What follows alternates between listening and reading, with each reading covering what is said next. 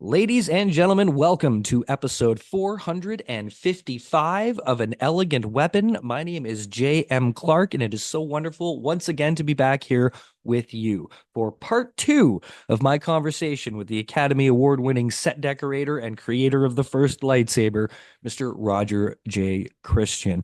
I hope you enjoyed the first part of our conversation. I know I did. It was so much fun. I could have him back every week probably, and he'd have new stories to tell. So I hope you enjoyed part one. Here we are going to continue with part two, which we talk about a whole bunch more. I think we pick up in 1983 when he jumps on as second unit director for Return of the Jedi. And that's where we lead off from. So there you go. Again, to all the viewers who may be new on YouTube, thank you so much for checking out the show. I hope you're enjoying. Again, there's 13 years of previous episodes available on iTunes and Spotify and all those good places. Please check them out. And if you're still listening to me through those old places, please jump on the YouTubes and give a little subscribe. And follow to An Elegant Weapons YouTube channel and enjoy the love and lore of my massive lightsaber collection. Some of you can see behind me. This is just a little chunk of it. But I make videos about them all the time, and we talk about the lore and history of lightsabers and the characters who wielded them. So it's a good time indeed. But yeah, so we're bringing back the show. We've brought back the show to YouTube, and we're trying something new and keeping the fun going. So everybody who's joined the party, thank you for being here, and please enjoy my conversation with the Academy Award-winning set decorator of Star Wars, ladies and gentlemen, Mr. Roger J. Christian, Part Two. Well, we're Yeah, we're back. We're yes, settled in. let's I go. You may enjoy this. I've made myself a cuppa here, and Oh, good for you. I should have one too. this is Darth Vader and his cohorts crossing Yeah. Abbey Road.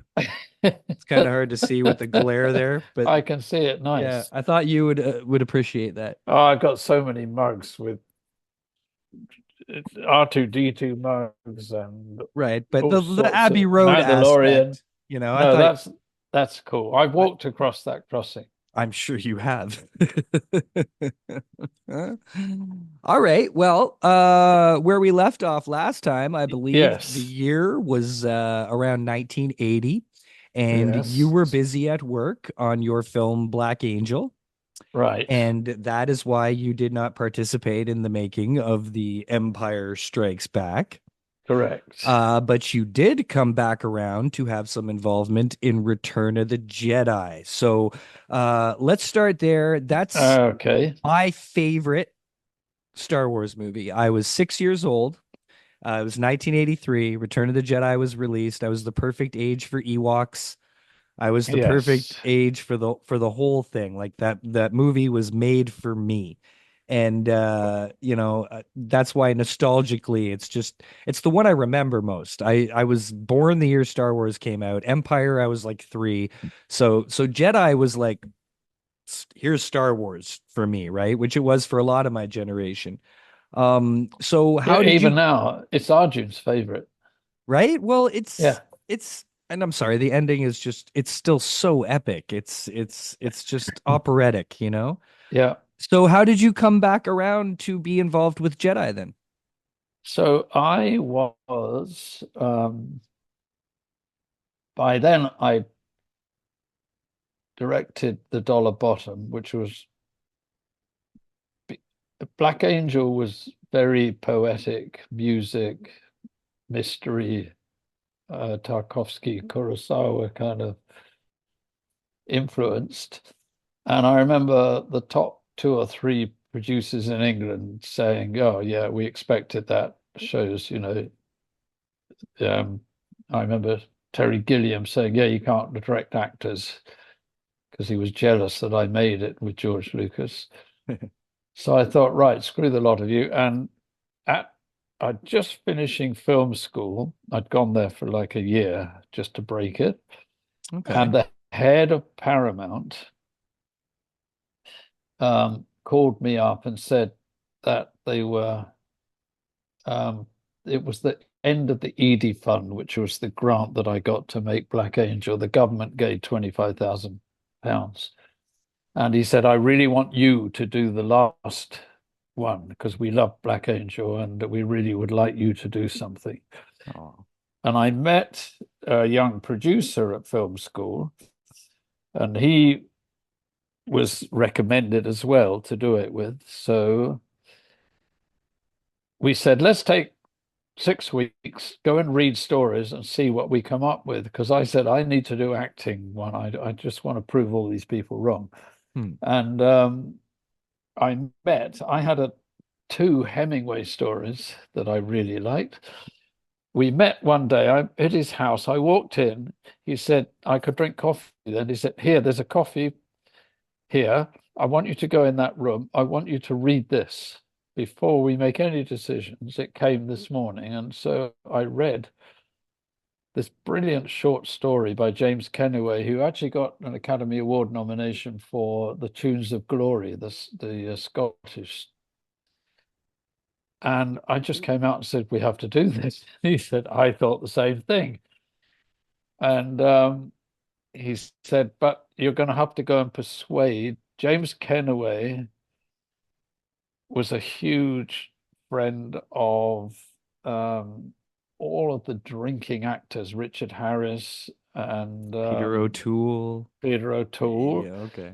And one night they were all drinking till late hours in the morning, and they let Kenway drive home, and he went into a tree and died in Oh, his car, and they all felt guilty about it. So his widow had preserved this story because he wrote it the first thing he ever wrote, and this magazine called Lilliput gave him 9 pence and published it. So he became a wow. published author, Huh. professional. And it's a revenge on his school. It's a brilliant story. So I had to go, and the his widow ran a commercials company in London.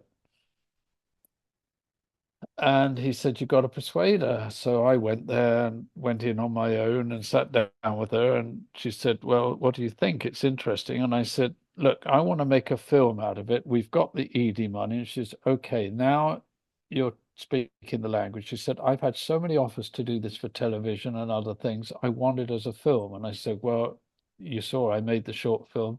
This will be for Paramount. You can speak to Ian Scorer. He's the head of Paramount. He's offered to fund it, all of this. So she gave us the rights.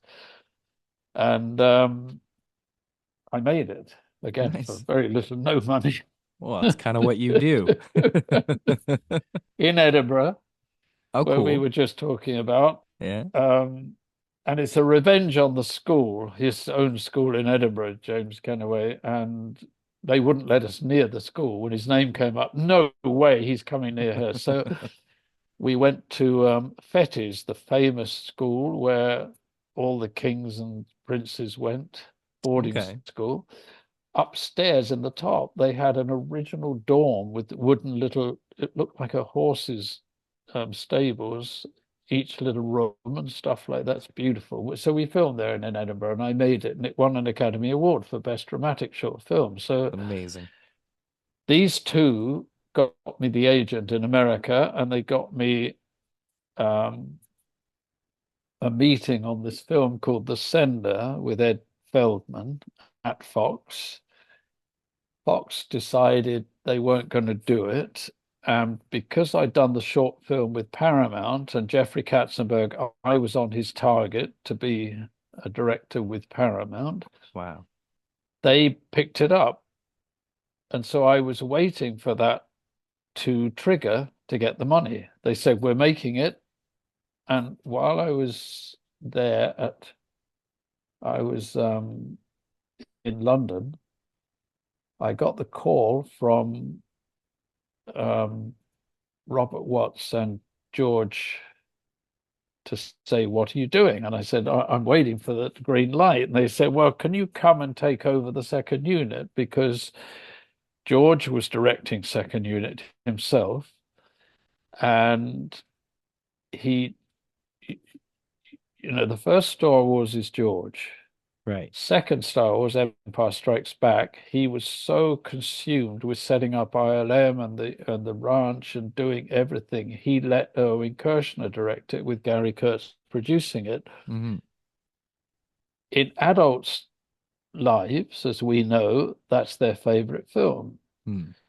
It's George's least favorite, and it's the kids' least favorite because it's not a kids' film anymore. It's an adult film. It's stunning. I mean, it's wonderful, but it's not the same. So Hmm. George hired Richard Marquand because he really I think he had such a tough time on Star Wars and the way he was treated, as we know now. I think that he thought, okay, I'll let another director do it, but I'll be there this time. Right. So he then decided I need to be on that set all the time with Richard Marquand to keep it like it is. So they asked if I would come and take over second unit.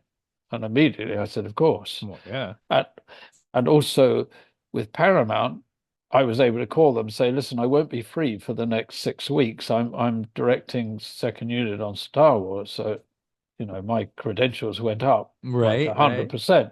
Yeah.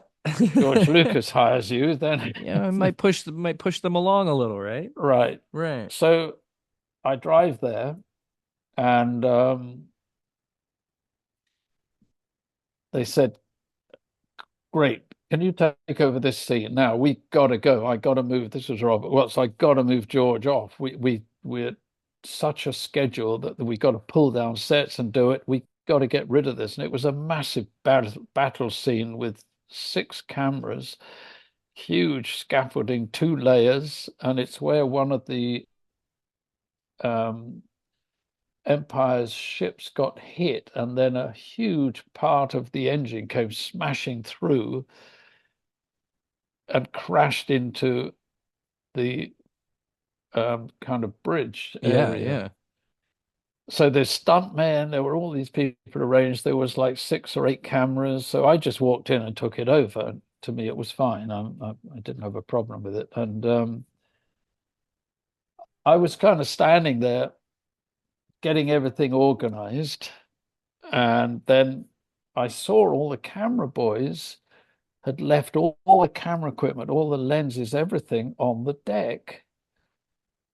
So I said, listen, guys, and I asked the special effects, where is it going to land this thing? Because they were firing something huge through from a jet kind of air compressed firing. Oh, don't worry, it'll land there. So I said, I'm sorry, guys, can you move this to the back of the stage? And they were all grumbling at me, thinking, oh, God, who's this come in now doing all of this? I said, I'm very used to special effects, okay? So, action, bang, this thing landed right where all the cameras were, everything. And Robert Watts was there watching, and he walked up to me and he said, you just earned your salary on the first shot. My God, yeah, that would have been a expensive loss. That's great. Yeah, it would Yeah. have been. Yeah, it's Yeah. huge because then they're liable for it. So it started like that, my journey. That's a good start. You show the crew that yeah, I know what I'm doing. I've been around a Yeah, bit. yeah, Yeah. exactly. And then I was doing various, fighting shots and different stuff. And then they said, and you will love this, we can't schedule Harrison. We have to shoot him coming out of the carbon block. You've got to shoot that. So I got to shoot Harrison himself emerging from the carbon block, um, which to me was fantastic Oh, it's for, amazing. Yeah. yeah. And it's an auspicious moment in Star Wars, an auspicious moment for me, and everything. And, Harrison knew me very well. I mean, there was no problem or anything like that. And then I did a few bits of fights and stuff. And So then, hold on, hold on, hold on. Hold on. The carbonite. Um, that is a very well acted scene. That's a scene where Harrison, he's showing the effects and he goes somewhere. So, as far as how that scene went down between you two, did he kind of did you guys like discuss the hibernation sickness? Did he know he was gonna come out all like shaky and like sweaty and like messed up? Like was that Yeah, predetermined? Did you guys kind of yeah. work that out together, or you just kind of let Harrison Ford be Harrison Ford? No, he knew exactly what to do. I mean, we talked about it because I had to have him encased in the carbon matching where it was before. So he's really there and he's fully made up and then coming out on timing so that he's kind of waking up in it. And then he fell out.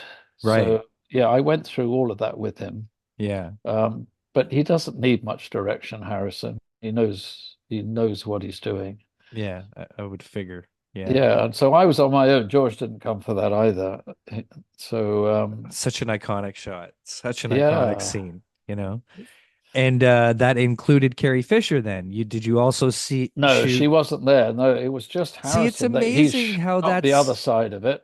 it's amazing how that's cut up like that. Because when you watch the movie, that's a scene between those two, right? Yeah, Like how far away the same scene can be shot, like yeah, time wise, is amazing. Like, it is on yeah, completely different stages. It just so happened with scheduling with her and him that I had to do it. And also it takes a bit of time setting up special effects. And George was on a clock, shooting, and he shoots quickly, George. So right. that kind of was the way it went. And then I was put on Ewoks, and Awesome. so I'm up in the fake trees on the big landing wooden kind of platforms that they Ewoks had built where they lived in the trees. Right. And Jim Henson was there, and Jim Oh, Henson, so I had to do all the party scenes and all the dancing and all of those scenes at the end, and this end when they're carrying um, Harrison, right. and Yeah. C-3PO is loving it. Yeah. All of the stuff around that of Ewoks. So I started, and Warwick Davis, who was what, about 9 or 10 then. He was young, right? Yeah. So I was having him doing somersaults and backflips and dancing, and then other people dancing. And then Jim Henson had a nest with three little baby ones, and I had them all dancing to the music and all this stuff. So I did a few days of that, and I thought that's enough. But George came and then said, I love all of this. Come on, you've got to do some more. I need this. I think he had the idea then that he would wanted, Ewoks movie, and he loved them. So I think Right, in right. the end, I think I did 10 days up there on that, doing Oh, all of wow. this stuff of everything I could think of. I was making up stuff to do with them. Um, it was fun.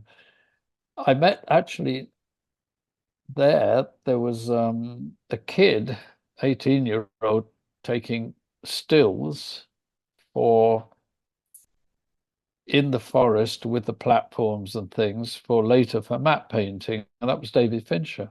Oh my goodness. Really? Yeah, so I I hung didn't out know with him. that. Yeah, I already knew him because we talked a lot there about me doing music videos with him and stuff. I've met him quite a Okay. few times. These stories make my brain skip around too much, Roger. Okay. First I have to say, Jim Henson, Right, as amazing as everyone hopes and thinks, just a creative more, part of the team, more, eh? more. Wow. Wow. Just a wonderful, wonderful man. Can you touch a Um, little on meeting him or working with him? yeah, I mean, he's him and Frank Oz. I mean, they're doing what they do, and they're very serious at doing about it. But a little story about him when I made the sender and the studios dumped it, despite me getting reviews in America saying this film's going to do Omen business, and the Globe and Mail here in Toronto actually called me the return to Hitchcock. Oh, wow. And but the studios had decided it was dumped, and so it was chosen to open the Avoriaz Film Festival, which was the biggest festival in the world for science fiction, horror, and fantasy films. And I'd requested the agent to get posters up or something because I'd heard that Claude Chabrol had personally chosen the sender, the big French film director, for the festival. Wow. And they asked Paramount. Paramount said, no, we're not going to do anything, sorry. And another agent called me. This is a longer story, but another agent called me and said, listen, are you in Avoriaz? And I said, no, I'm at my in-laws. I just decided I was so depressed over all the reception of this and thinking about what am I going to do? And he said, well, you're in France. And I said, yeah. He said, well, aren't you at Avoriaz? And I said, no. Why? And he said, well, your film's in competition at Avoriaz Film Festival. I said, but let me call you back. I called my agent and I said, listen, would you ask Paramount again? I know you've asked, but really this is serious. And you'll understand. Will you please ask them if they'll put a poster up? No, they won't. I said, you're my agent. How do you feel that another agent just called me and said, my film is in competition? Stay by the phone. So, Right. so a few hours later, Mr. Christian, this is Paramount Studios America. We'd like to invite you to be at the Avoriaz Film Festival, right? So I'm in the bus in the winter, it's in snow, driving up on the bus. My wife was at the back, there wasn't room. I'm surrounded by George Miller, um, Wow. by Jean-Jacques Arnaud, uh, so many directors you can't believe. Luc Besson. I mean, Oh, wow. I'm on there. She comes down to me. She said, have you seen the brochure? And I said, no. She said, not only that, your film is the opening film. It's been chosen, and Dark Crystal was the closing film. Oh, wow. So I got off the bus because the bus driver skidded and it took so long. And they said, you've got to come on stage and present your film now. So I did. The purpose of this story is that that night I was invited to dinner. Now, Paramount had not put me where all the directors are in some cheap hotel. This is how they viewed this whole film. And so I'm sitting there, and the first people to come down was Jim Henson and Gary Kurtz. And Jim came down and gave me a huge hug and said, I loved your film. And Gary Kurtz, that Paramount execs are looking like, hang on a minute. And I'm starting to be given food. George Miller, the Mad Max director, was the head of the festival, the jury. He came and said hello, and he said, after this dinner, can you please come? I want you on the radio with me. We're doing a huge interview. I loved your film, and it's all of this going on. And then at the top of the stairs was the director of um, the famous the two journalists who were Watergate. Oh, God. Frost Nixon? Yeah, no, Yeah, no, no. way before that. Um, oh my God, he's so important in my life. There we go. I'll remember it in a minute. All right. He came down. By now, I'm being offered food and all this stuff, but that was Jim Henson. He was the first one and came down and really kind of praised it. So, um, and I'd been to the studios because they were in London at that point. They were doing Dark Crystal and the other things. I'd been to see them and to see how, they did stuff.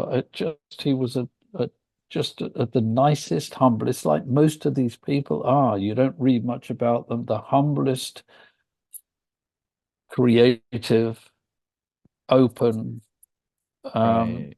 what you think he would be, he is. There was That's no amazing. shadows. So yeah, Right. it was an honor just to be working with him on that. Well, it's strange. I mean, Star Wars is such a universe unto itself that a lot of people forget like all these other aspects to it, like the fact that Jim Henson had so much work involved in Star Wars, right from Yeah, Empire and Frank yeah, Oz doing Yoda. I was lucky yeah. enough a few years ago to get to tour the original workshop in New York. Oh, really? Yeah, when the Jim Henson exhibit opened at the Museum of Moving Images and Motion Pictures there in New Queens, Yeah. and they had a big Jim Henson exhibition. I think it's still there, and it was just a whole bunch of the original Muppets and on display. But through a friend with that, I got to go tour the original workshop. And when you walk in there, you can just feel the creativity like oozing out of the Yeah, walls. It was the most incredible experience. I wasn't allowed to take, the only picture I was allowed to take was me standing beside, they had a pre-set up area with the Fraggles, yeah, because you weren't allowed to take pictures in there. It was too secretive. So that was the right. only place they let you take a picture. Is they'd let you take a picture with the Fraggles. Oh, So really? I have that picture, and Oh, it's nice. it's it's but yeah, just that whole growing up in that era, like Jim Yeah, Henson, Star Wars, the 80s, it was my yeah. time. So it's just, I mean, the worst thing I've ever heard about Jim Henson is maybe he was a workaholic. He was a And workaholic. yeah, right? So, And that's why he died, because he wouldn't give up work when he had a chest infection and it got worse and worse. And he mm. went to the point where his body collapsed. It's crazy what maybe could have happened had people known, There's a lot of Yes. crazy, like Bob Marley. Like, I'm a big fan of Bob Marley, and he Yeah. unfortunately is no longer with us because he didn't want to get his toe checked out. Yeah. Like, these Yeah. little unfortunate things lead to Yeah. mythical icons. But anyways, yes, thank you. That's so nice of him to have been the first there to congratulate you on that. And Yeah. It was a big honor. It just, that you know, whole it's that whole experience sounds amazing. George Miller, Luke yeah. Besson, like, I became friends with George Miller, and he said, I loved your film Black Angel. And like me, he said, I took the Mad Max trilogy from Joseph Campbell. It's a perfect hero's journey. And I mm, said, who's Joseph Campbell? I knew so much about mythology. I was in Australia. An Australian had sent me out to try and make a movie, and George took me to lunch, and he gave me a copy of Hero with a Thousand Faces and said, read that because you'll understand what you just did. mm, And we became great friends. He was then in London a lot, used to come to the house a lot, and we hung out a lot. Another one, like, just the most kind of unexpectedly quiet, shy, funny, you know, right. interesting, how they are. And I remember with the head of Fox, I was in a street with him, and he asked me where he could get something. It was from America. And I said, I think what you do is you go down there, because it's London. You go down there, then you'll turn left and do that. And he said, wow, you sound so kind of like, well, um, obscure. He said, you're worse, the same as George Miller. I asked him something and he didn't know the answers and everything. I took that as a compliment. Sure, who wouldn't, right? Yeah. And he Oh. did say to me, I don't know how you guys direct pictures because we're So, not good at directing well, traffic. directors are you're always you're a bunch of you're a peculiar lot, I mean, Yes, I've met a couple, but it's an interesting, that was always my dream when I was a young kid, is I wanted to be a film director, or an editor. I loved editing film. And right. it's always the quirky folks, like someday I'm gonna have to do a podcast with you just about Terry Gilliam. Yes, I bet you have hours of Terry Gilliam stories, sure. right? Yes. Like Yeah. just the way that guy's brain must work is Yes. is he must be an interesting person to Yeah. collaborate with, yeah? Yes. Yeah. Yeah. Yeah. So Amazing. Yeah. it's there is one common denominator. I found out that they're nearly all film directors are pretty bad at school, not because they're not smart or bright, but they just couldn't get on with the Yeah. process. I often ask directors when I meet them, how did you do at school? Oh, it's terrible. They nearly all of them say the same thing. I'm going to look up this film director while we're talking. Yes. Uh, yeah. So the Ewoks, you have your fun with the Ewoks. Yeah, Return so of the that took a long Jedi. time. I directed something with Mark, and I can't remember what it is, but it was one action scene with him in corridors of the ship. Okay, so when you first walked onto set with Mark there, were you like, all right, let me see the lightsaber. What do you got? Let me see what they've done. did you No, take any moment to examine no, I his new didn't. version? No? No, I No. think I already knew. Oh, I okay. didn't want Yeah. to see it. Well, it's still Um, awesome that well, not the Empire, the Jedi one though. It's cool that they made it yeah, reminiscent of Obi-Wan's, of the yes, original Obi-Wan with the thin yeah, neck emitter. Uh yeah, that's my favorite lightsaber of all time. No offense. yeah. That's okay. No, no, they're all done. No, I But that didn't. was also the first one I ever saw. Like I went to the movies and we went into the theater and I saw all this action starting. And the cool thing about Return to the Jedi is as a kid, you don't really need to know the first two movies. You can pick up very no, quickly that okay, here's our good guys. They're going to rescue somebody from the bad guys and then you're into it. And then I remember when that thing shot out of R2D2's head and landed in Luke's hand and then he lit it and that bright yes, green against the blue sky, I'll never forget that. I was just like I think that may have been one of the most coolest moments of my life was seeing that scene, you know? yeah. Alan Pakula was the Okay. director. He became a huge part of my life. So How so? As a mentor or an influence at the or Avoriaz Film Festival at this dinner, so after the after Jim Henson and after after you Gary got your Kurtz, Jim after Henson and George George Miller, Miller hugs? Yeah. one of the Paramount execs said, Alan Pakula is at the top of the stairs. He would like to speak to you. Wow. So I went at the top of the stairs and he looked at me, Alan Pakula, and he said, I'm going to give you a hug. So he gave me a huge hug. He said, that's for Shirley Knight. He said, she's one of our greatest actresses in America. She never works. You gave her a really good part, and thank you for that. Was this film hard to make? And I said, does it show? He said, listen, Roger, I've been the head of Paramount. I've also been a film director, and I'm going to take you to lunch tomorrow. So we went to lunch, my wife and I, and he won so many Academy Awards. It's, all the President's Men. I Wow. think another one, They Shoot Horses, don't you? Look at his work. He's just outstanding director. So he said to me, listen, I've been the head of studios, I've been director. He said, it doesn't get any easier. And he said, I'm now directing Meryl Streep in that first movie she did, the big one. The dingo ate my baby one? Was that her No, big no, one? no, no, no. The big So one before Sophie's that, Choice? Sophie's Choice. Right, He right, said, yeah. the money's fallen out. I haven't told my actors. I'm sitting on the stairs every night on the phone, putting the money back together again, trying to get it. He said, it doesn't get any easier.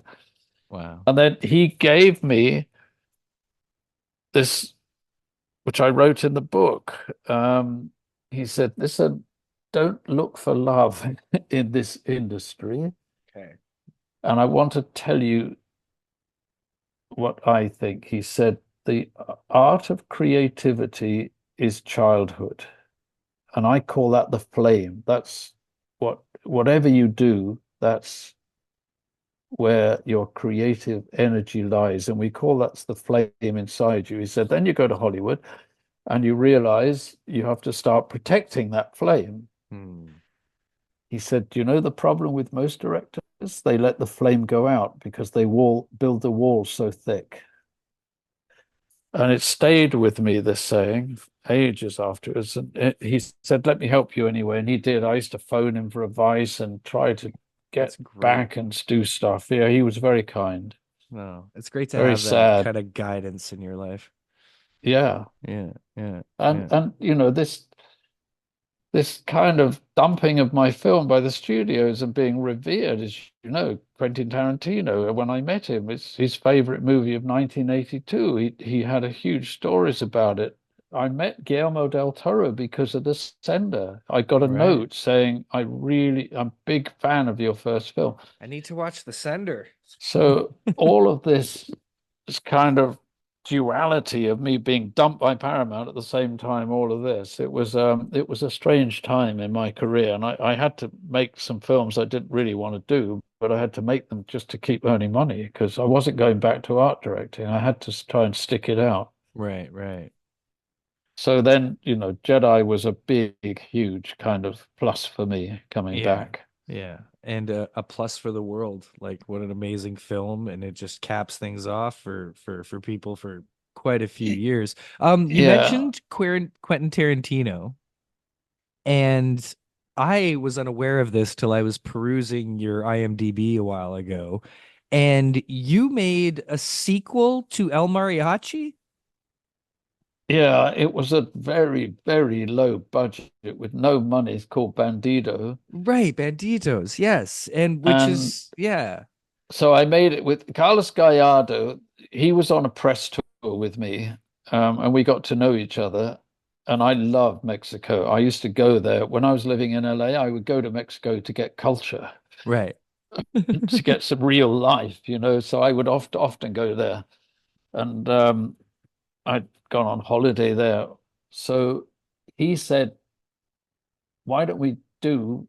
I have this idea of Bandido," and so I wrote the script for him. Um, and we had no money. I mean, we made it with some local Televisa producer for nothing.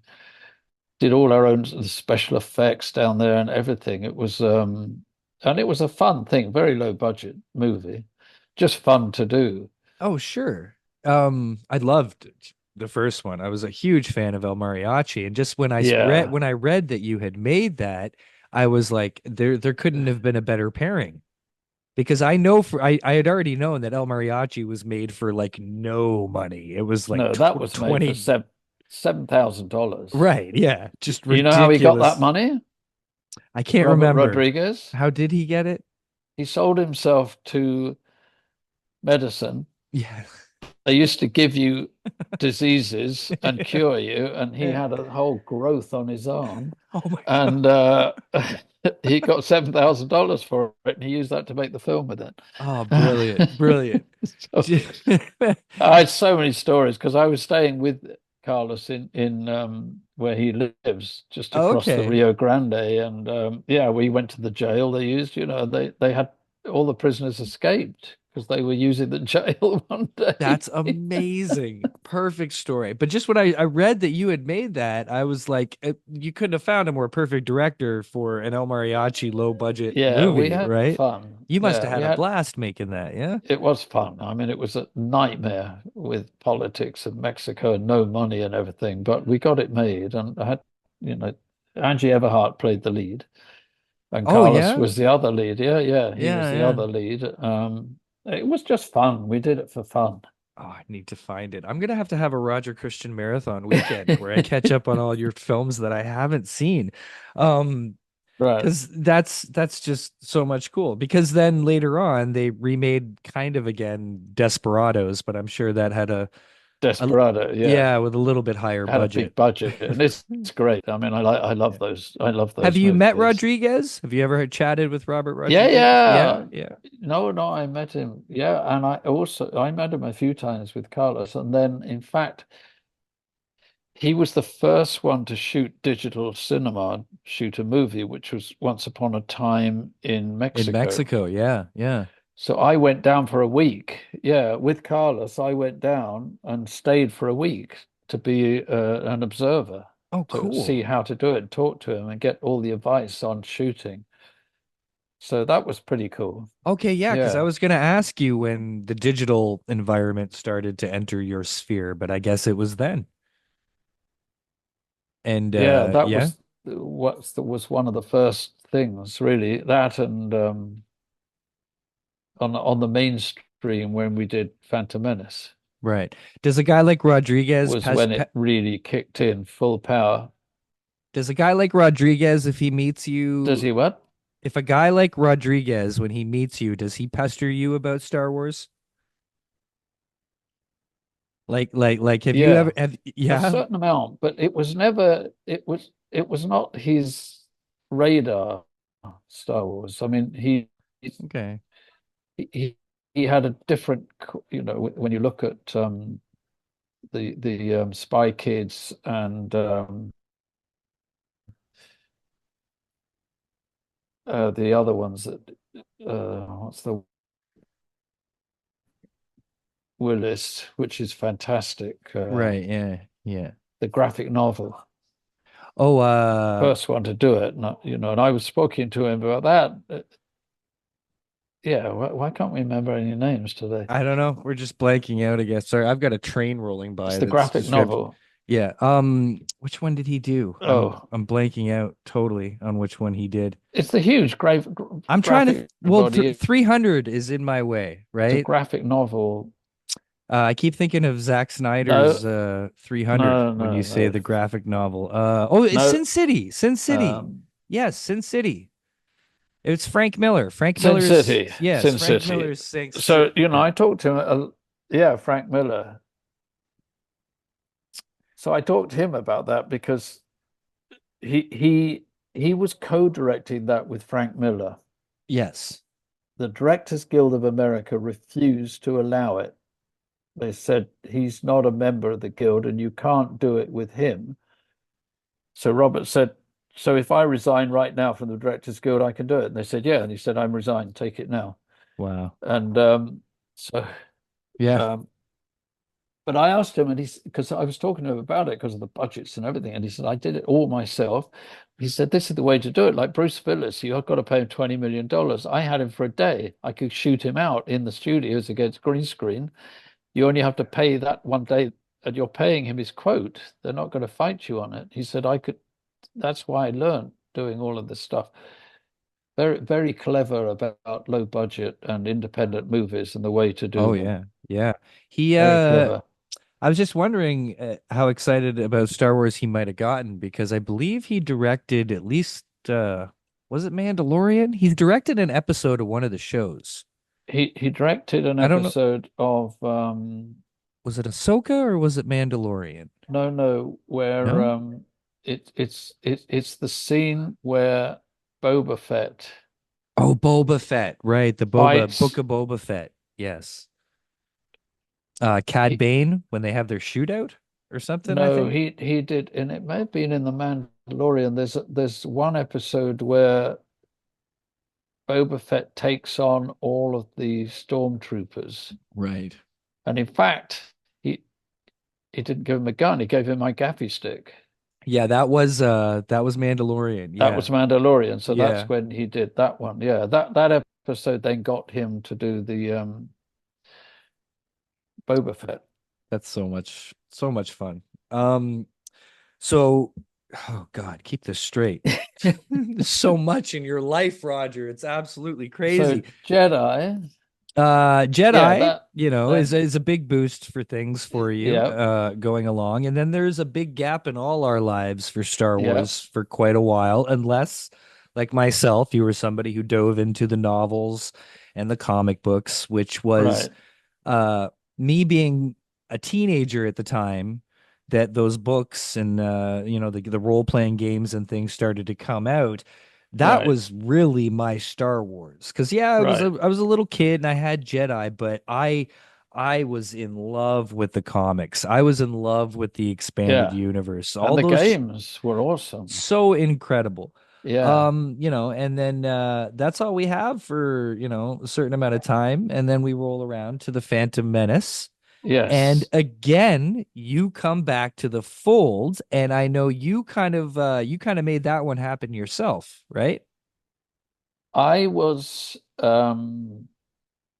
I my movies independently I'd made, I always did the sound mix at Zoetrope Studios, who were in Oakland, and they were one of the best in the world. Amadeus was done that. I mean, just Oh, stunning movies. So I right. used to go there. They would do me special deals, and I loved the crew. I loved all of them. So I was there, and I got a call from Rick McCullum, who I didn't know, who said that one of the assistants, while I was in Tunisia, they got him to help dress my cantina and stuff, and he was angling to get a credit as set decorator, and so he said we can't do that, and John Barry had already in the past denied it. They said, can we sort something out with him? Why don't you come to the ranch if you're there? and come and see George. So I said, yeah, sure. I've got a day off because the my sound mixer went down to get the Academy Award for um, I think The English Patient. Oh, wow. So I had a couple of days off. So I drove to the ranch, went in, met Rick, and we sorted it out. And he gave him John Barry's special assistant credit, something like that for Phantom Menace, which appeased everybody. He Okay. said, "Come on, George wants to see you." And I walked into the room with George, and they're in the office. And then he said, "Rick, you know, there were only 5 people stood by my side on Star Wars, actually with me, and that Roger was one of those." And I felt very humbled and very honored and stuff. So we were chatting away. And then, what are you doing and everything? And I said, I've got to go back to London, and I'm just finishing off this film Underworld, the one I did with Dennis Leary and Joe Mantegna. Um, so they said, well, come and see us when you're in London. We'll be at Leavesden. So I didn't think much of it. And then I'm back in London, and they said, oh, come and see us. So I drove up to Leavesden.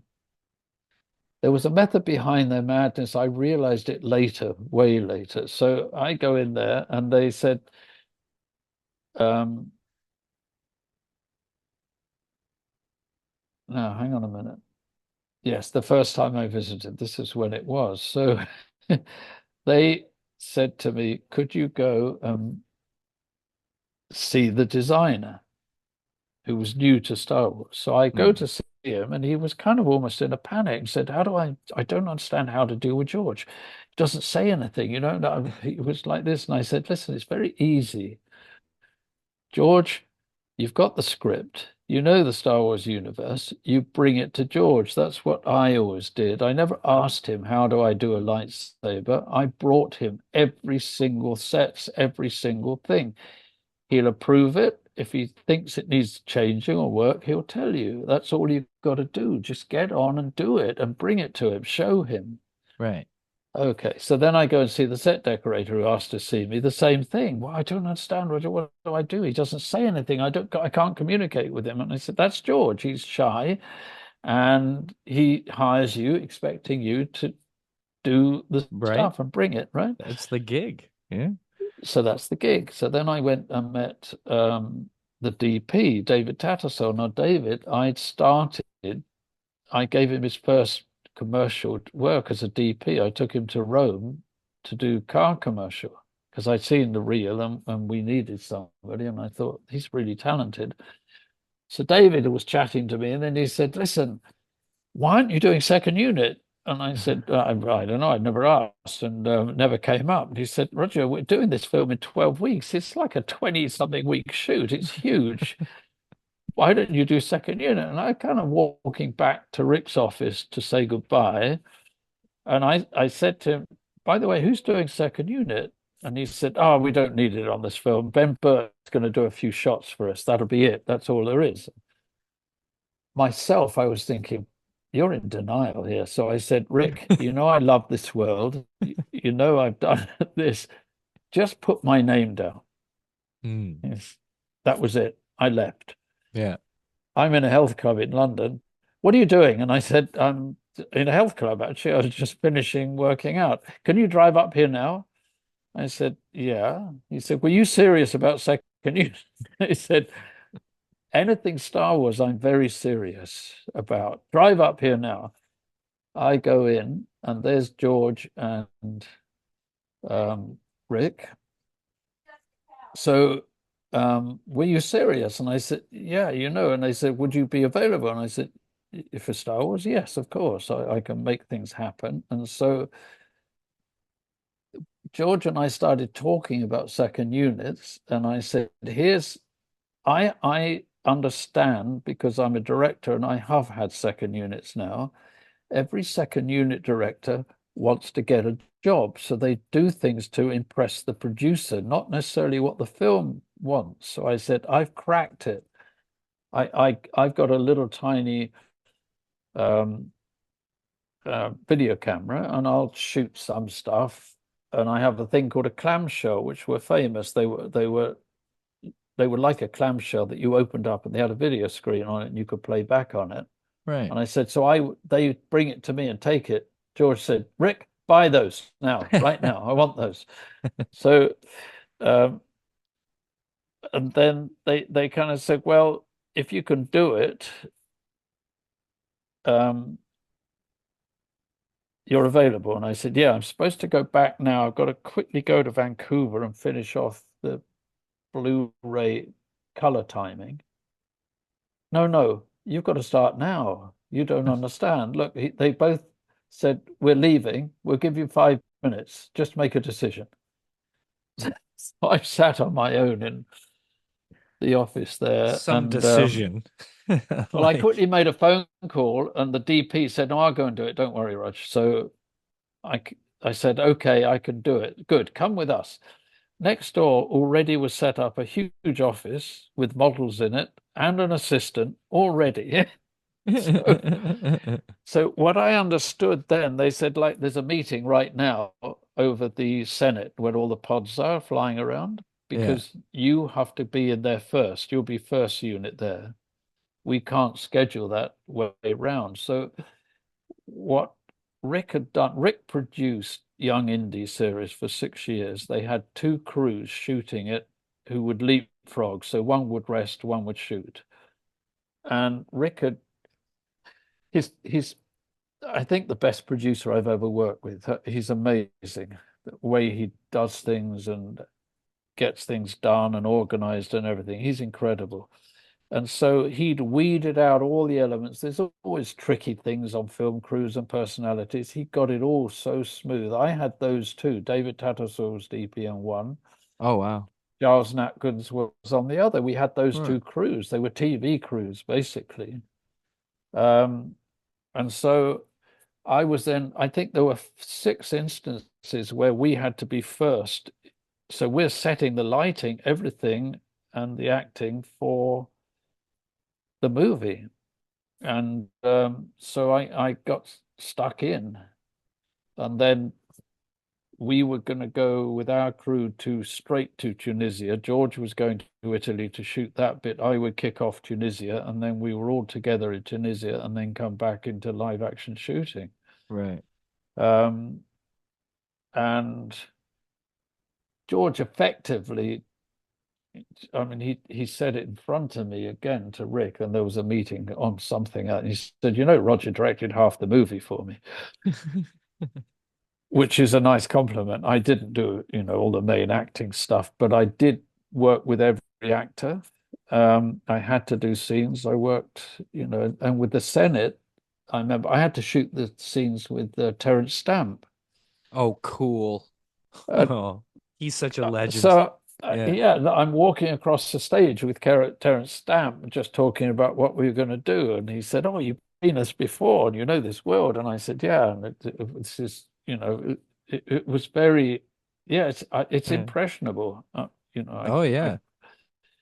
I got there was a scene of Carrie, a scene of sorry Natalie Portman who had to fly on a rig up high up a wall, and then she had to give a look to Christian. So I had to shoot that with her. I shot, but for me, like the my crowning kind of moments really in the career, I got to shoot a lot of the Darth Maul fights, both with Ewan and on his own and stuff. And I mean, working with Dave Park, who's Ray Park, but yes. yeah, Ray Park, Ray sorry, Park, yeah. Ray, who's an extraordinary athlete in Hmm. terms of stick fighting, which he does professionally and all of this. And so the way he could handle the lightsabers and do all of this. And Ewan was so into it that Yeah. between the two of them, it was sheer magic. And a lot of that stuff is takes a lot of time. So I got to shoot a lot of that leaves done. And out in Tunisia, I was shooting a lot of the fights there. Um, That's awesome. a lot of interesting stuff. One day I had to shoot, he's static, I think, in the film, but in the script, when there's a fight with him and Liam gets up into the ship as it takes off, Yeah. and he jumps down into the desert and lands. It's a classic shot against sunset. Yeah. I got that to do, and we're getting the rigs, and I'm setting it up. And I knew Ray, he could do it in one take. I never had a problem with it, even from a height. We had a whole scaffolding rig set up and everything, and we were timing it to the sunset. Then comes a problem. Annie Leibovitz is there to shoot the Vanity Fair shots. Oh, Annie Leibovitz wants to shoot that shot. And so I said, well, the movies comes first. I got to shoot it first. There was a big kind of issues going backwards and forwards. And I said, let me talk to her. So I got to talk to Annie Leibovitz. And I said, listen, I've worked with Ray. He'll do it in one shot. And I said, I will set it up. I'll get it done. He'll do my shot. You can move straight in and do it right afterwards. Because I said Ray will nail it in one go, which he did. And so yeah. that classic shot, and I remember it was in the trailer, that shot. It's a classic shot as he Oh, lands. yeah. Like Yeah. Yeah. um I in the well, some so much stuff that I was handed a lot of the pod race stuff, Right. right? Yeah. So there's a lot of extras. And when you look at the movie, those huge wide shots. Actually, ILM used This is famous. cotton Yeah, like Q-tips. Q-tips, Yeah, and they yeah. painted them up, a Cotton lot of those. swabs. That's But brilliant. Yeah. we had to have preachers and actors and audience all clapping and dancing. So they'd set up this huge stand with all the seats in it. Um, and I was looking at it and thinking, now, this is in August, which the Tunisians called Suicide Week. Oh God. So I said to Rick, listen, I'm going to put four cameras on this. So, oh, okay. Well, George had never used four cameras before, by the way. So he came and saw what I was doing and started doing it. And they had to have gloves. The cameras were so hot. Oh wow. Um, and it's a testament to Arriflex cameras that they just kept running. I think we have people in suits and covered latex heads and stuff like that. So I got it really trained. And we had about, I don't know, two or 300 extras the first day. Wow. They all turned up. So I explained to everybody we were going to run the cameras. I would yell action, they'd do their part, and I'd yell cut within 2 minutes. And people fainted. I mean, this heat, Oh everything. wow. I knew it would happen. And so Yeah. Rick came across to see what I was doing, but later on, and I said, Rick, why are we doing this here in this heat? I mean, he said, Roger, extras here, they're getting probably £1 a day. I don't have to feed them. And they turn up and they go home. London, 150 a day. I have to feed them. I have to transport them. And I don't want to say anymore. No, okay, Rick. So the next day, half of them turned up. The day after that, a quarter turned up. I ended up with about 10 trying to shoot close-ups to get it all done. But I got it done You sure at the end did. of the Yeah. day. Did Um, you that was fun. Warwick Davis is famously in the stands in the pod race scene. He wasn't there in the desert. He wasn't there. Oh, so that must have been separate in a So studio they that he did that. shot Yeah, those. they shot I was some gonna of the ask stuff. if you had gotten a Yeah, chance to reunite with him since Jedi, if you actually saw him on the Phantom Menace set at all. no, Mm. but I did. I did. The first day, I thought, you know what, I got to do R2 because George had said to me, "You deal with the robots," because he didn't have the patience for them. Right. So I went to the special effects boys and I was looking at amazing R2D2 units now that would work and remote control, not like ours. So I said, "Oh, what's this one?" They said, "That's the one Kenny goes in." So I said, "Have you had him in here?" No, no, that'll be fine. So I walked away, made a call, and I said, "Get Kenny Baker down here tomorrow." So Kenny comes in, runs in. He said, "Roger, please come with me first." We go up to Leavesden. It's an aerodrome, so there's runways. Okay. He had a Rolls-Royce Corniche, that he'd Wow. bought with his money from doing events, Star Wars Wow. signings. He was Yeah. so proud of it. He had it modified so he could drive it. He took me, I was driving around Leiston Aerodrome with Kenny. Um, Super and fun. so the effects boys lifted him up, couldn't get him in. So I said, Kenny, first of all, you're on a diet, no beer, and you're on a diet. It was I think, I don't know, 2 months before we were going out to the desert. So I said, you're on a diet. And I said to the boys, he can't get in. You've got so much electronics and stuff like that. He never got in. He came to the He never desert. He was did, there in eh? Tunisia with us for weeks. He lay, never got in it. He couldn't get in. They had him Oh, there in case. yeah, yeah, yeah. And Well, sweet to still include he, him, even though probably not necessary in those days, you know? well, I think they thought he would have been, but he was such a part of it with C3PO. And Of I, course. I think that he got brown as a conqueror. He was lying by the hotel pool in a thong every day. He was so funny. But that leads to another story, which I told the crew. I said, today, and I need you to understand something. We're shooting canon. We are shooting a moment in Star Wars was when Anakin was building C3PO. I had R2D2 electronically control one come in and they met for the first I time. remember, yes. And Yeah. you remember the lines? So he Yeah. beeps at him and he says, naked? What do you mean naked? Yeah. And Carrie Fisher wrote that line. That's excellent. And so I got to shoot that, and I was just telling all the boys, this is such a moment in Star Wars. You have Yeah. to you have to think this is the meeting of the two storytellers Yeah. coming together. Were you surprised to learn that Anakin had made C3PO? I was, Yeah. and that was no longer Anthony had to get in it anymore. He didn't have to suffer all the indignities of being in his costume in the heat and the desert and everything. This one had a guy behind It was like a dressed in black. marionette that you like Yeah, and he kind of thing, marionette and right? worked Yeah. it. Yeah, and it Yeah. was brilliant. But yeah, it was really cool to see them with all bits and pieces and doing what we did on the first one, all sticking stuff in, Right. Yeah. and that history came to light, really.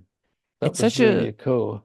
it's such a strange overlap, the Phantom Menace, of old school Star Wars and techniques and new school digital Yes. craziness. Like some rooms I'm sure weren't even sets. They were just like green rooms with like blocks and stuff around, right? Well, I mean, for me, it was an amazing breakthrough. I met John Lowell and became very great friends with John, and I had my own ILM specialist by my side. And like when we did the pods in the Senate, they had it completely computer generated. Right. And I could look on it and see where we wanted to shoot. I could even change lenses That's and crazy. say, okay, we shot like this, then we don't need all that. We don't need that there. Um, and we were doing that all the time. And in fact, Giles and I, this heat in Tunisia was unbearable, and Giles and I had to shoot. So we would get up at 4 in the morning, go out, drive out to the set in the dark, and as soon as the sun was up, we started shooting like crazy to do as much as we could before that heat really Beat the kicked heat. in. Yeah. Yeah. And we'd also, talking to ILM, because of all the pod race, Giles and I and one focus puller and the ILM guy at the end of the shoot went down into the valley and we were shooting reference shots of rocks and moving and all of that stuff like that. And I remember Rick McCallum came down to us and said, Roger, I need to talk to you. And I said, what? He said, the crews are complaining you're working them too hard in this heat. And I said, it's simple. he said, "What do you mean it's simple?" I said, "Don't give us so much work every day." So he went, ah, and walked off. Oh, I love it. Everybody's like coming at it from a different perspective, right? Always, yeah. Rick's But like, I got no money. You're like, I got yeah. no whatever. So then they gave me Jar Jar Binks. Mm, So a lot of his, you know, we had the actor Ahmed with a head on the top of him, which I've made it seen very that. high, Yeah. so that all the eye lines were correct. Right. Um, I got to do a lot of his stuff because it had to be shot twice. Once they shot with the actors, then I had to shoot again with him, so they Right. could take him out and put it back in again. It made it easier.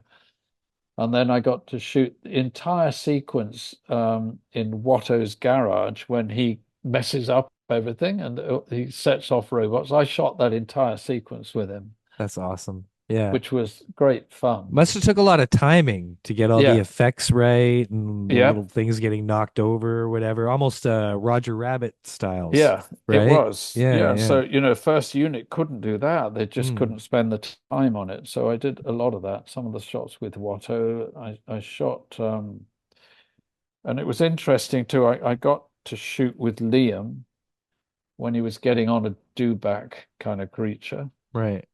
So I kind of went to him and said, listen, today, this is what we're going to do. There's four grips. They've got poles. We've got all covered in blue. They've got a blue saddle. Yeah. And we're going to put you on, then we've got to ride you through there. And he looked at me and he said, it's so nice to be explained what I'm doing by a director. But because George just expects them to do Yeah. it, you know? Get on that thing and move back and forth. Yeah, Right. yeah. But That's great. so I work with him, I work with you, and obviously on the fights and other scenes, I work with everybody. Um, How crazy is it? Did you at all interact with it's Derek Lawson? Dennis Lawson, sorry. Dennis Lawson, Yeah, on the original ones, did you interact with him at all? only no, just with the cockpits that were built for them Okay. to sit in or one. That was the only time seeing them going in there or explaining what to do. But most How of that was with Mark, actually, for how me. crazy is it that however many decades later, his Yeah, nephew turns into Obi-Wan Kenobi? Like that's yeah. just it's like Kispit. It's like it's meant to be. I loved you. You for the first day, he went round to everybody on the set, shaking hands. I'm Ewan Oh. McGregor, and then he kept walking about saying, "I'm in effing Star Wars." He would shout it out. It's There's a new clip going around of him from a Comic-Con. I'm not sure which one that just happened. And they ask they person in the audience asked him, "Is there anything in Star Wars you haven't done that you'd still like to do?" And he was like, "You know what? I'd really like to wear that armor. You know, from the Clone Wars, the cartoon, they've got yeah, the Jedi armor." yeah. And the crowd just loses their mind. They just lose it because that's all anybody really wants to see at this point is live action Clone Wars, right? Of course. And yeah, so he got the crowd crazy saying that because I mean, it seems like he really wants to do a season two of Kenobi. So Yeah, yeah. He loves it. yeah, a He lot of just loves this people world. yeah, a lot of people weren't huge fans of that show. I really liked it. I thought Yeah. the ending was worth the whole show. Like just Yep. that last confrontation just added so much to A New Hope's confrontation, right? Yeah. And seeing him Yeah. in the desert with the original, Luke's homestead and Yeah. Yeah. all of that there, and digging up my lightsaber, digging Yeah. up the real one, the The right original one, one. right? Yeah. Yeah. Yeah, no, Yeah. it was cool. Yeah, he was very cool. We spent a lot of time, and my two kids got jobs on it. They would come with me. So Thomas, who was then about, I guess, 15, 16. So he he was given the job. They gave him a golf cart and he'd drive Ewan around and he'd play some strange African games with Ewan. And then Jake took my son as his kind of big brother and wanted him everywhere he went. He had to do some commercials, other stuff.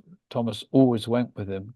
Wow. Um, and my daughter, who was 4 years younger, Rick said, "Listen, I hope you don't mind. I got your daughter to help clean my office because she said as then as she can do it." And he said, "She's done it better than anybody else. I'm going to pay her." And I said, "You don't have to do that. Of course, she will benefit and she would love it." But I said, "She's doing it voluntarily. That's all to learn experience." So she got employed, and then the catering lady, Robin, took her as her assistant because she didn't have anybody. I remember driving home with her one day, and I said, "How are you doing?" Because you have to take the sandwiches to all the actors. She said, "Today was the only day I was really nervous." And I said, "Why?" And she said, "Because I had to take a sandwich to Samuel Jackson." And Oh, she wow. loves Samuel Oh Jackson. gosh, yeah, that'd be cool. But he's very cool. He spent the whole time quietly. He reads graphic novels all the time. Hey, he loves comics. Yeah, yeah, Yeah, yeah, yeah, yeah, yeah. yeah. So Yeah, he was that's always cool. with them like that. Um, I had to shoot some of the stuff with Frank Oz and Yoda and the others when the big Senate hearings, in the Cloud City, isn't it called? Right. They're Yeah, yeah. there. So Or on there, Coruscant there. yeah, Yeah, yeah. yeah. So I got to see Frank Oz then again, So and cool that he came back around. Yeah. yeah, Yeah, yeah. yeah, and watch Yoda being still in action, live action. Just brilliant, just seeing that stuff. Well, yeah, that was, I think, the one moment I enjoyed particularly, if any, out of The Last Jedi was that they went back to like Empire Yeah, Yoda. They went back to an original Yoda where he was yeah, like exactly. silly. But I love all aspects of Yoda. That really is, I hope it's true, Roger. Maybe you can confirm this for me, but I have heard that there is an actual stipulation in the contract of selling Star Wars to Disney that they cannot touch Yoda's past. Do Oh, you I don't know. I've Probably heard this. I don't know if it's actually that I don't true, know. but I heard that one of the stipulations that George put in there was that you cannot touch Yoda's past. Yoda must always remain a mystery. Right. And my God, I hope they stick with that because for Yeah, me, that would be the death of Star Wars. If we I ever agree. found out where Yoda's from and you really Yeah, stole that magical myth from us, that yeah, that would kill all of Star Wars. I agree. And and Yeah, it's yeah, strange because there's a new generation who feel the same way about the fact that in this Acolyte show, they they have these two sisters who were born of the Force, right? Like, right. and that the whole big deal thing is that Anakin is the chosen one. He's the one born. Yes. So now we've got this whole new generation who's looking at that the same way I looked at the Yoda thing, and they're like, no, no, no, no, you can't have more than one chosen one. And Yeah, it's really, true. rattled a lot of people. It So has. Well, yeah, they changed a lot of the canon and the stories just to suit something in there, and you don't do that. I think that's it's not the fact that all these YouTubers are denigrating it just because they're women haters or whatever they're blamed for. It's not. It's it's because they yeah. were changing the backstory to just make their story work for the show. You don't do that. That's not Star Wars. Yeah. And I think you have to take more care than that. Oh, definitely. It's, I'm not like one of those people who lose it over, negative things. I'll just go back and watch the original if it bothers me that much. Right. But with that being said, Yeah. they're just the whole tone of everything is obviously it's riding a line right now. And Yes. as you and I have discussed, we're really putting our faith in Dave Filoni to keep carrying Yes. the spirit of Star Wars down the proper road. But Exactly. even though you are a fan and feel the same way about a lot of the things that the fans do, are you feeling hopeful? Do you have hope for the future of Star Wars? Yes, I think there's a lot of lessons being learned. I'm hoping that Dave Filoni and John Favreau making this Mandalorian um, movie know that there's almost the fandom at stake here. And I think they're going to pull something off, I'm pretty sure, which would be awesome again. Right. And I think that'll set the thing back again. My own private opinion is I think maybe once the museum opens next door, George will not have anything to do, and he's not somebody who's going to put on a pair of slippers and go and sit by the fire. And the fact that he's been on the set quite a few times in this series now, which he would never have done before, and listening to his kind of opinions at the Lifetime Awards that he got at Cannes, I think that he's my opinion is he'll come back and do something because there was talk 10 years ago of a live action series. Is there a little Arjun sticking his head in there behind you? Sorry. What's up, buddy? What do you want? Hey, buddy. Say Good to hello. see you, man. Say hello to the fans. It's yeah, So you it, caused quite a ruffle when you said that on a I know. podcast Well, I a little kind while of, ago. I was thinking about it, and with that series, he was involved. They got Rick McCallum to produce it the way that he'd done Young Indy through Prague. And I know George was heavily involved in that. That was before everything got sold up. And that I know because I was talking to Rick and I put my name down to direct one of the episodes of it. Right. Um, so I've got a feeling that JJ actually had him read the script, the last one, and give him some advice. And the fact Yeah. that all of these things, when you put it together, it is George. Mm. Star Wars is George. The whole story, he mapped everything out. He knows it frontwards, backwards. He gave them the three stories for the next three that weren't followed. So I just think he cares so much about it that it's possible, and not having to go and direct anymore directly. He's got Dave Filoni, the digital studio he wanted to build in the ranch. The Right. locals wouldn't let him do it. They wouldn't pass him permission. But that idea back then that he wanted, there it is in the volume stages down in LA. So he Right. Yeah. can do it now without that horrible strain of being there every day on a set. Yeah. Well, he seems So happier nowadays. He doesn't yeah, seem like the most stressed out guy. And, I like that it's finally come around for him in a way because yes, with the prequels, he went hard with the digital. He really did. And, there is a lot that doesn't quite hold up to today's digital just because of the technical advancements. But I always feel it had to be done. Do you know what I mean? Like, I'm glad yes, George went out there. He threw everything at the wall. And then once that innovation is made, Guillermo comes along and says, well, let's put a little of both of these together. And then, yeah, even later on, Favreau and Filoni are like, let's put lots of this. I just, yeah. I love that it's coming back around and, all of these things that used to be at odds with each other are now starting to cooperate just to make better quality effects, right? True. I mean, I Yeah. was a little bit part of that because at the end of Phantom Menace, George had gone to Sony and said, if you make a digital camera that works for movies, I will support it. And they brought the first ones in. Right. And at the end of the shooting, we were using them to try them out, my unit and Dave's unit. So cool. And I was talking with even John Knowles, he's the head of ILM. He was against it. And discussions with George, that we spend all our time making digital look like film.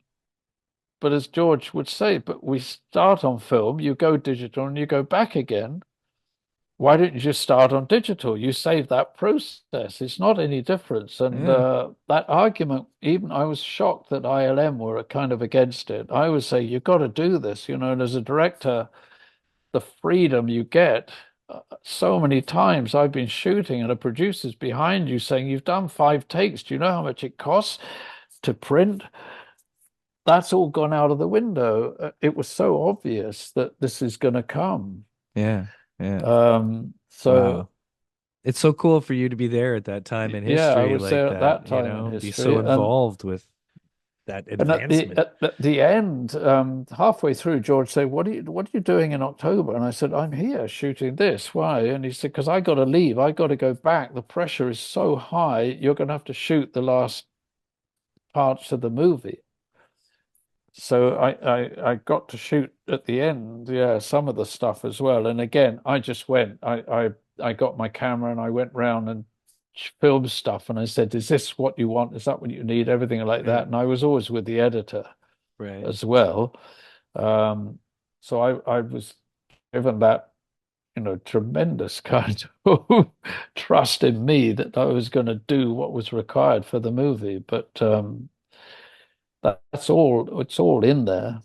It's I loved amazing. it. I just being back in that world. And with Star Wars, I went around airplane scrap yards and bought Yeah. airplanes up 50 quid. I could buy more than I needed for the movie. And the same with Alien. Well, it turned into an industry. Right?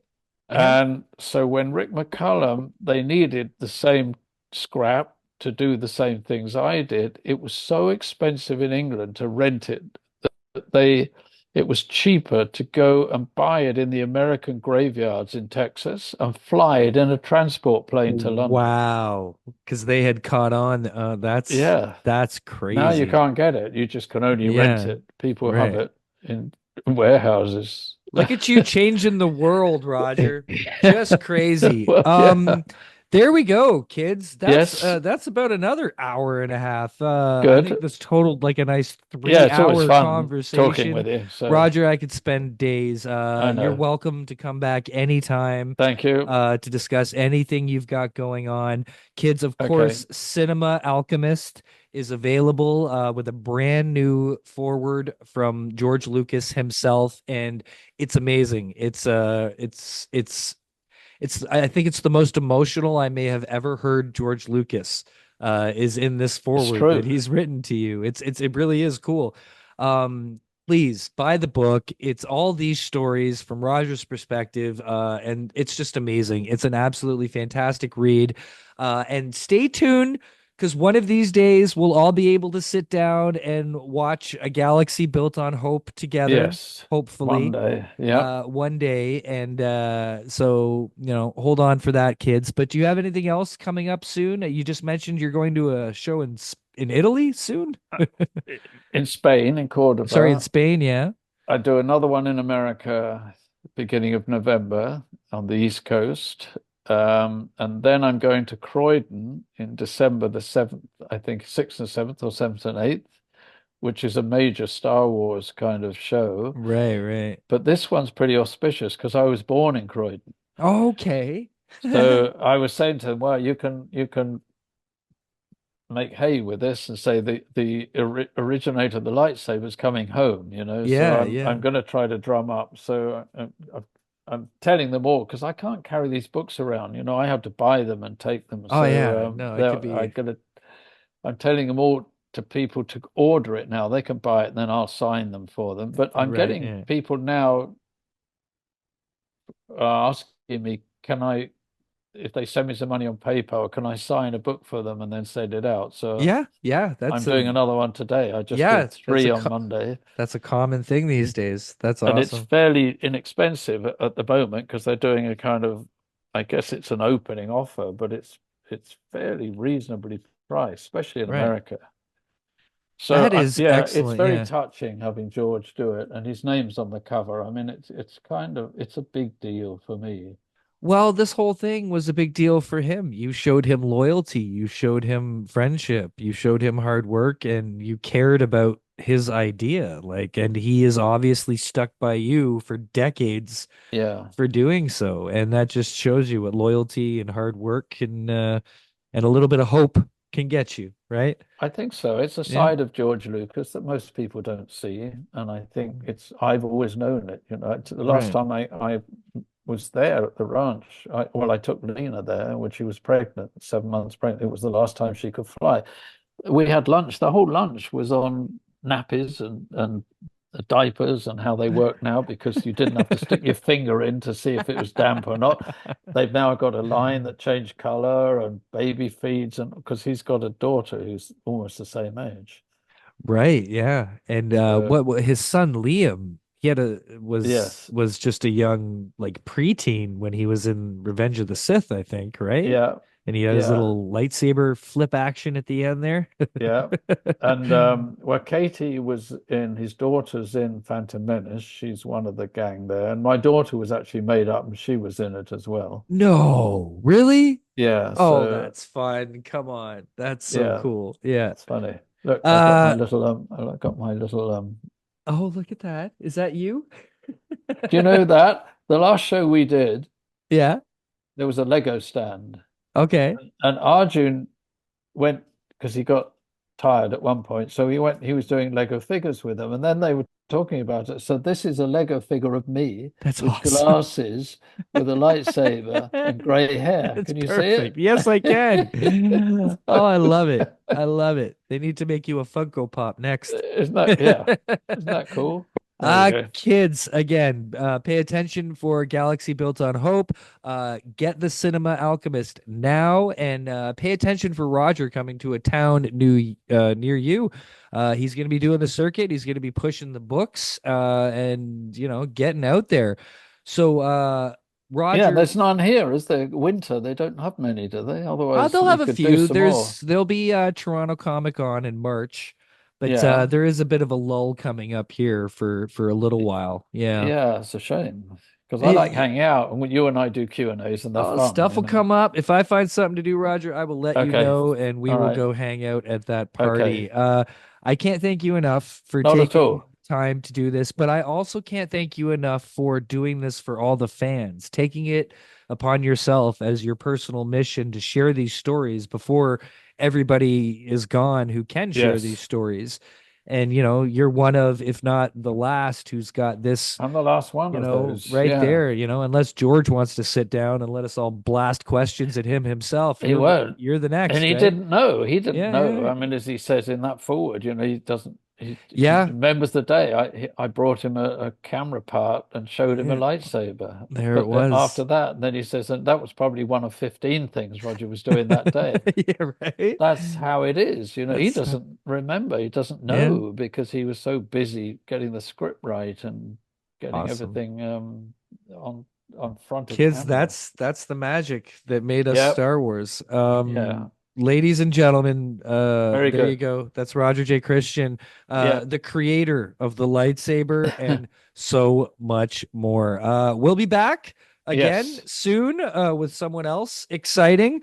I don't know if they'll have the Star Wars inside info that Roger will have, but I am very excited to have brought the show back. I took a nice 10-month hiatus there.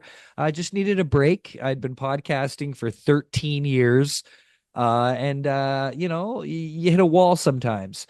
So I took a little hiatus. I took a little break. I started the YouTube channel, by the way, which has done all right. So if you kids want to see me sharing the lore and history behind all of these And that's only a few of lightsabers, them. that's only a few of them. Yeah. Check us out. Check out An Elegant Weapon on YouTube, TikTok, Instagram, and Facebook.